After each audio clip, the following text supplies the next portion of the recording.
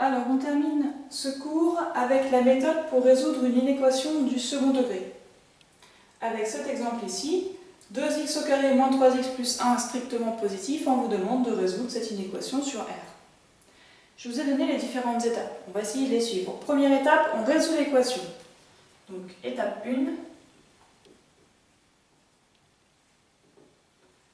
on résout 2x au carré moins 3x plus 1 égale à 0. Okay. Donc, c'est l'occasion ici sur cet exemple de vous donner la rédaction complète de ce qui est attendu comme réponse sur ce genre d'exercice. On cherche à résoudre cette équation. Première étape, on le sait bien, hein, c'est donner les valeurs des coefficients A, B et C. A, c'est le nombre de x au carré, ici 2. B, le nombre de x, ici moins 3. Et C, la valeur qui est toute seule, ici c'est 1. Étape suivante, j'ai besoin de calculer le discriminant. Donc, je rappelle ma formule, b carré moins 4ac, et je l'applique avec mes valeurs. B au carré, ça me donne moins 3 au carré, moins 4ac, donc moins 4 fois 2 fois 1. Je fais mon petit calcul, moins 3 au carré, ça fait moins 3 fois moins 3, ça fait 9, moins 4 fois 2, 8, fois 1, bah, ça fait 8. Et 9 moins 8, ça fait 1. Okay. Donc delta est égal à 1. Ça veut dire qu'on a delta qui est positif. On en déduit que pour résoudre cette équation, eh bien, il va nous falloir appliquer les formules pour trouver x1 et x2. Donc ici, je vais simplement mettre le trinôme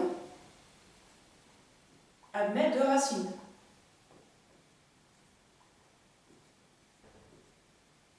Deux racines que je vais calculer dans la foulée.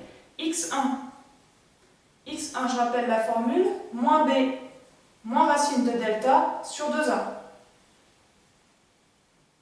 J'applique ma formule avec les valeurs que j'ai ici. B vaut moins 3. Donc moins b, je prends l'opposé, ce sera 3. Moins racine de delta, il vaut 1, ça va être vite fait. Et 2a, ça veut dire 2 fois 2. Ça va me donner quoi ça? 3 moins racine carrée de 1, c'est facile, hein, c'est 1. 1 fois 1, ça fait 1. Et 2 fois 2, 4. Donc qu'est-ce que j'obtiens? 3 moins 1, ça fait 2. Et 2 sur 4, ça fait 1 demi. Donc voilà la valeur de x1. Je poursuis ici avec la valeur de x2. x2, je rappelle la formule, moins b plus racine carrée de delta sur 2a. Alors là, je peux aller un tout petit peu plus vite. Ça va me faire ça, donc 3 plus 1 sur 4. 3 plus 1, ça fait 4, et 4 sur 4, eh bien ça fait 1. Donc j'ai trouvé mes valeurs de mes deux racines. Donc j'ai résolu mon équation. Je vais juste mettre mon petit s égale pour cette première étape, quoique non, pas besoin. Pas besoin, on mettra notre conclusion après. Je passe à mon étape 2. L'étape 2, c'est dresser le tableau de signes du trinôme. Alors allons-y avec le tableau de signes. Donc là j'annonce ce que je fais en fait, hein, tableau de signes. Sachant que delta il est positif, on va couper deux fois l'axe des abscisses. Il faut que je me souvienne de le sens de la courbe, donc le signe de A. Ici, A est égal à 2, A est positif. Donc ça, c'est important de le relever. Donc je fais mon tableau de signes avec une valeur de A qui est positive. Mon tableau de signes, il comporte deux lignes, x et f de x. Okay. Pour x, je vais de moins l'infini à plus l'infini. Et les valeurs repères, pour établir le signe, c'est les valeurs pour lesquelles on passe par 0. Autrement dit, les racines. J'ai 1 demi et 1. Bon, ça tombe bien, elles sont rangées dans le bon ordre. 1 demi étant plus petit que 1. Ce sont les racines du trinôme, ça veut dire ici... Alors là, c'est embêtant parce que c'est pas f de x. Aussi, je vais faire ça. Pour plus de simplicité, je vais mettre ça, gna gna gna.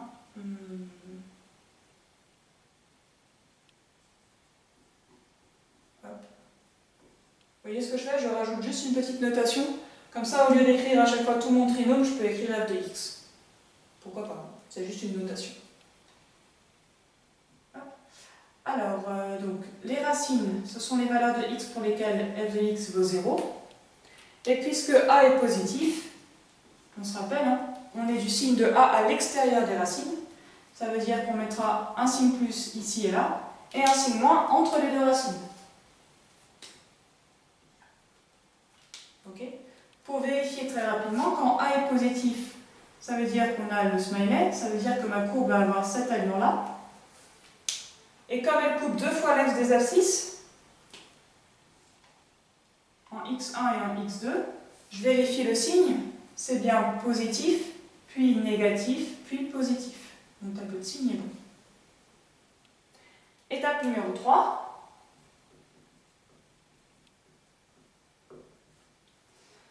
On conclut sur l'ensemble des solutions de l'inéquation. Alors, on conclut, c'est vite dit. Notre inéquation, elle est ici, 2x au carré moins 3x plus 1 est supérieur à 0. Supérieur à 0, demandez-vous si dans votre tableau de signes, vous cherchez les plus ou les moins. Vous cherchez quand est-ce que f de x est positif. Donc je souligne en vert ou en rouge ici. Je cherche quand est-ce que c'est plus ou moins. F de x strictement plus grand que 0, je cherche quand est-ce que c'est positif. Eh bien, il y a cette partie-là de mon tableau et cette partie-là de mon tableau qui m'intéresse. Rappelez-vous, quand on résout une équation ou une inéquation, ce qui nous intéresse, ce sont les valeurs de x finales. Pour quelle valeur de x je vais avoir cette partie positive de ma courbe? Eh bien, pour les valeurs de x comprises ici entre moins l'infini et 1,5. Pour quelle valeur de x je me trouve sur la courbe sur cette partie positive? Eh bien, pour x partant de 1, allant jusqu'à plus l'infini. Okay. Finalement, j'ai deux intervalles, j'ai deux portions de courbe qui m'intéressent. Ça veut dire que mon ensemble de solutions, il va se présenter sous forme de deux intervalles. Le premier, c'est moins l'infini jusqu'à 1,5. Le second, c'est de 1 à plus l'infini. Okay. Sur les infinis, c'est facile, les crochets sont toujours ouverts, ils tournent le dos à l'infini, parce qu'on ne peut pas aborder l'infini. Maintenant, pour savoir si je mets crochet ouvert ou fermé ici, eh bien ça dépend du signe qu'on a là. Ici, c'est strictement plus grand que 0, c'est pas supérieur ou égal à 0. Ça veut dire qu'on ne prend pas les valeurs pour lesquelles ça vaut 0. Donc je ne prends pas 1,5 et je ne prends pas 1. Okay. Et entre les deux, eh bien, je mets le signe union. Alors là, je n'ai pas très bien écrit.